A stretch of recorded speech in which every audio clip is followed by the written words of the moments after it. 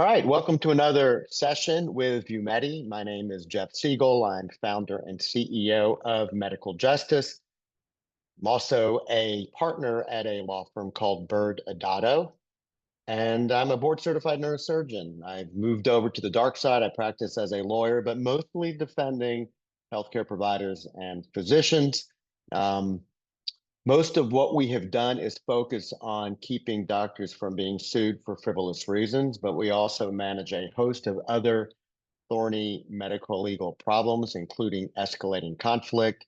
We solve problems related to the National Practitioner Data Bank, as well as hospital credentialing issues, and on and on.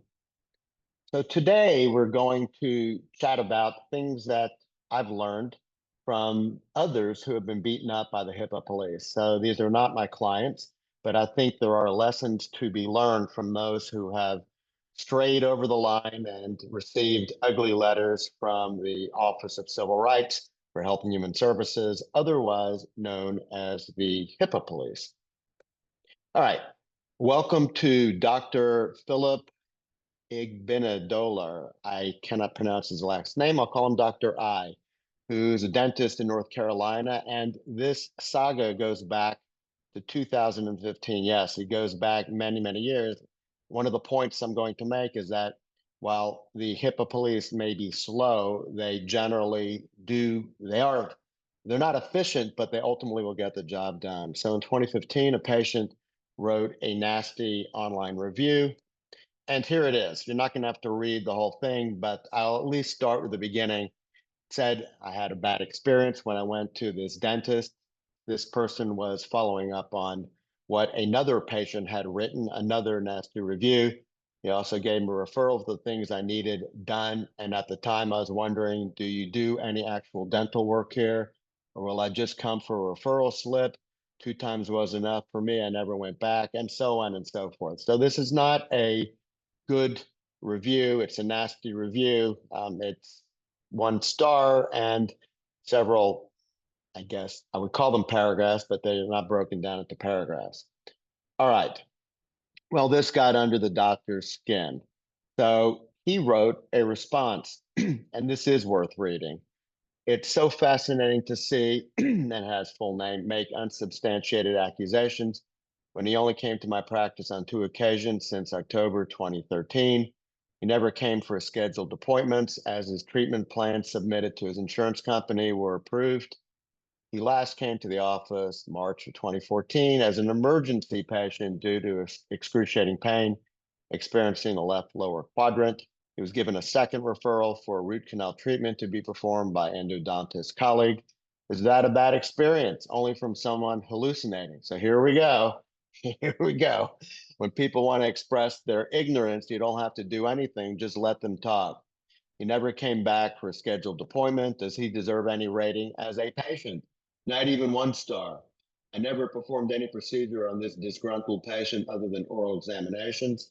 From the foregoing, it's obvious he has his name, his level of intelligence is in question, and he should continue with his manual work and not expose himself to ridicule.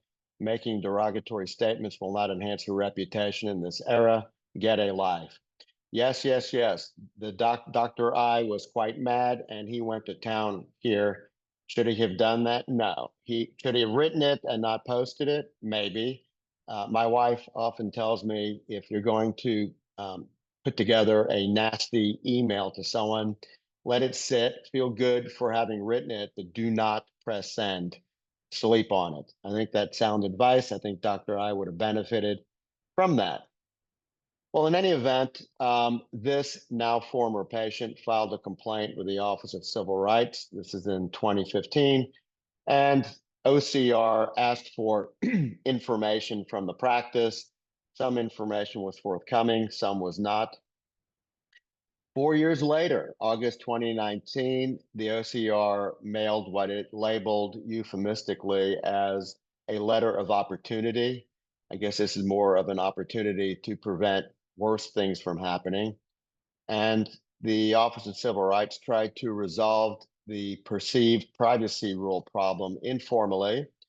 This letter of opportunity, then asked if there's any Is there anything we're missing? Are there any defenses that would cut the amount of the penalty we're about to impose upon you?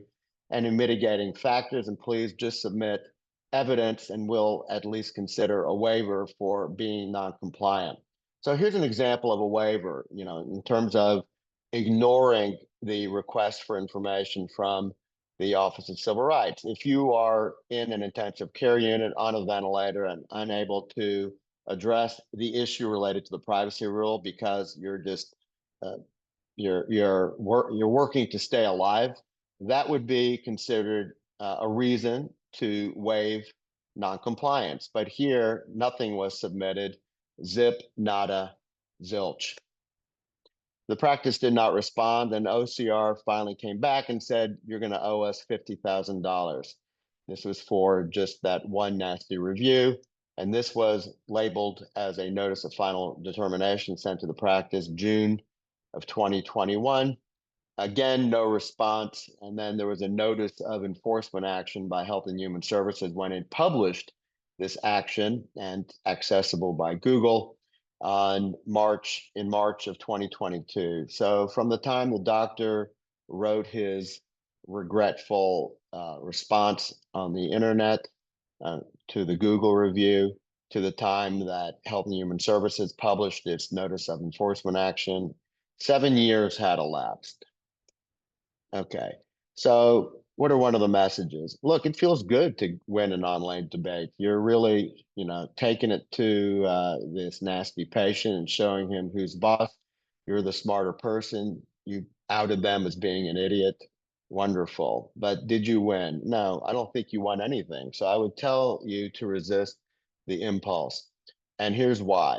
Merely disclosing that someone has posted a review that this is your patient is an impermissible disclosure of PHI, protected health information. That is a no-no. You are not allowed to even acknowledge that a person posting about their experience with your practice is your patient. Now, there are exceptions, but I know that your intuition is telling you that if the patient has already outed themselves and exposed all of their own protected health information, how is it possible for you to expose protected health information and come into conflict with Health and Human Services or HIPAA? But that's the law. The law is that you yourself cannot disclose protected health information, but there are two exceptions. If the patient has given prior written authorization to disclose PHI, okay, you can well imagine that if a patient has written a nasty review, they're not going to give you prior written authorization. And even if they did, even if you asked for some type of blanket authorization to respond to future reviews, to the extent that it's even enforceable, HIPAA allows a patient to withdraw that authorization. So it's unlikely you're going to have permanent prior written authorization to post the patient's health record on the internet to respond to a nasty review.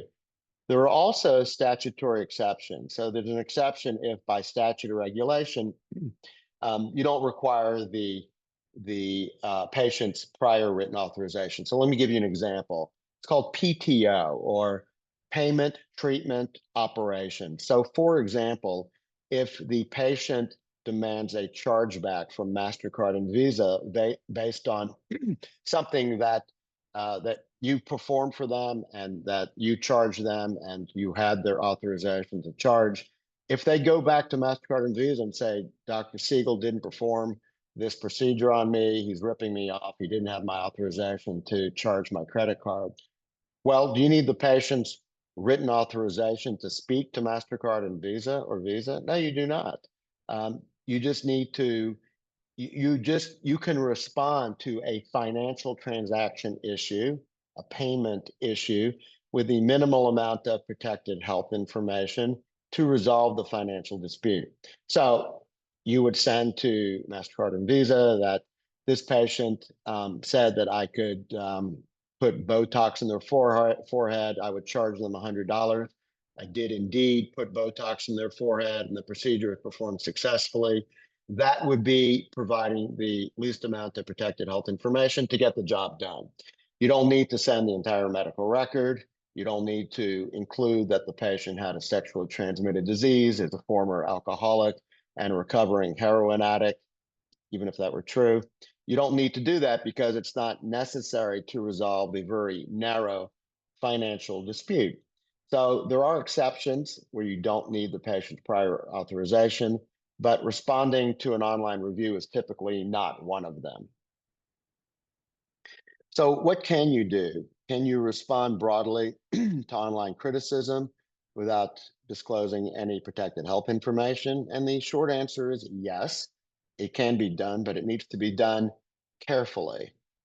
So, and the reason is because if you disclose protected health information with the patient's written authorization and the patient files a complaint to the Office of Civil Rights, they may come after you. And if they're coming after you, they're going to want to know what you do broadly related to privacy and HIPAA, and it won't be limited to this particular case. So, for example, OCR has rules in place in terms of what it expects of covered entities.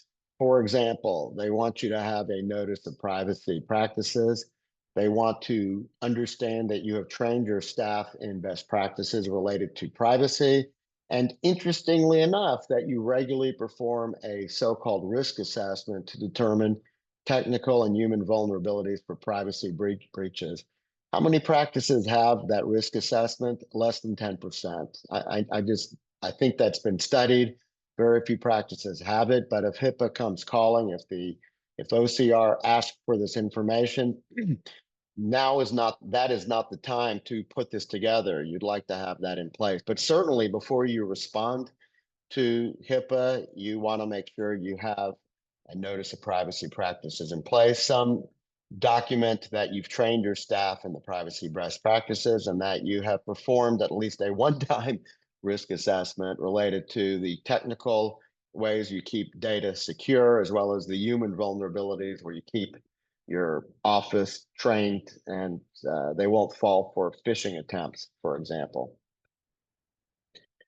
Once an investigation is opened, they will ask for the supporting documentation. So you want to be careful. As soon as you believe there may be a problem with OCR, make sure you have these documents in place, or at least get the ball rolling and put that into place. Eventually, they will ask for it. Remember, HIPAA moves slowly, but they will eventually come for you and come for this documentation.